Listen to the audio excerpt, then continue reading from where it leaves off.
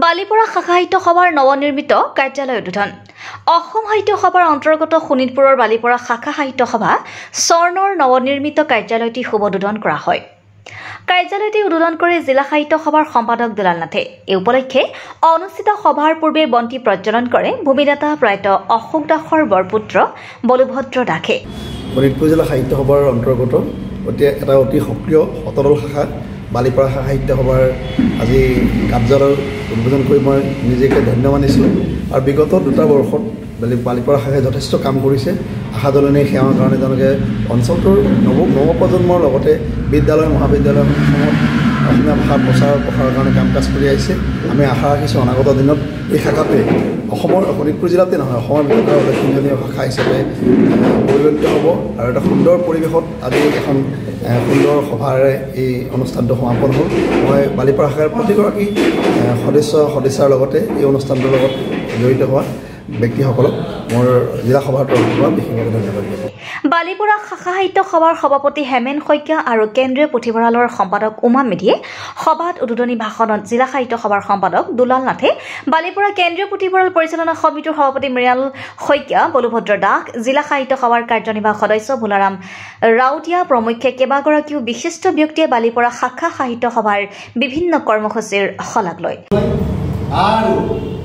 যিটো পুথিভঁৰালত য'ত নেকি জ্ঞানী মানুহবিলাকৰ এটা সমল জড়িত জমা হৈ থাকে, আমি পুথিৰ দ্বাৰা সেইখিনি আমি যেতিয়া ল'ব পাৰোঁ সকলো দিশত, তো তেনেকুৱা এটা সমল মানে ইয়াত এটা চিন্তা কৰিছে।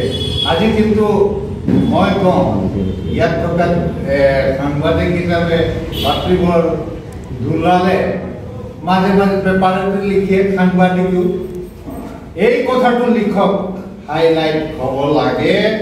আজিৰ অৱস্থা বৰ্তমান সময়ত পুথিভঁৰাল মৃত্যু মুখত পৰিছে। যি পুথিভঁৰালে ভাষা কৃষ্টি সংস্কৃতিৰ কথা য'ত বহন কৰে, আজি মৃত্যু মুখত আৰু তাৰ পুনৰুদ্ধাৰৰ কাৰণে এই বালিপৰাত এটা সুন্দৰ পৰিৱেশৰ এটা সৃষ্টি কৰে। আৰু যি কেইজনে আছে এই কেইজন মই কৈছোঁ আজি, এখেতে আমাৰ দাস ডাঙৰীয়াই কৈছে যে বোলে আমাৰ মাজত খুব কম সংখ্যক আমাৰ বন্ধুবোৰে কৈছে আমি চালকীয়াভাৱে কম সংখ্যক। এইটো নহয়, অসম সাহিত্য সভা 15 আৰু 17জন মানুহৰে গতিকে যিখিনি মানুহ থাকে এই আচল মানুহখিনি মই আজি আপোনালোকৰ ওচৰত এই চিন্তা ইয়াত ওপৰত দেখি পেলাই এটা কি বুলি কম, এই যে মহান ব্যক্তি যিবিলাকে পূজা কৰে সেইসকলেই মহান। যিসকলে মহান ব্যক্তিক পূজা নকৰে তেওঁলোকে কেতিয়াও মহানতা হ'ব নোৱাৰে। আৰু তাৰ প্ৰমাণস্বৰূপে আপোনালোকৰ এইখিনি এটা কি বুলি কম, এইটো এটা আপোনালোকৰ শাখাৰ সম্পাদক নিৰলা ডেকাই শলাগৰ শৰাই আগবঢ়োৱা সভাত জিলা সাহিত্য সভাৰ কাৰ্যনিৰ্বাহক সদস্য ক্ৰমে ধ্ৰুৱজ্যোতি নাথ, ভুৱন ছেত্ৰী প্ৰমুখ্যে বিশিষ্ট ব্যক্তিসকল উপস্থিত থাকে। News desk report, reporter live Assam.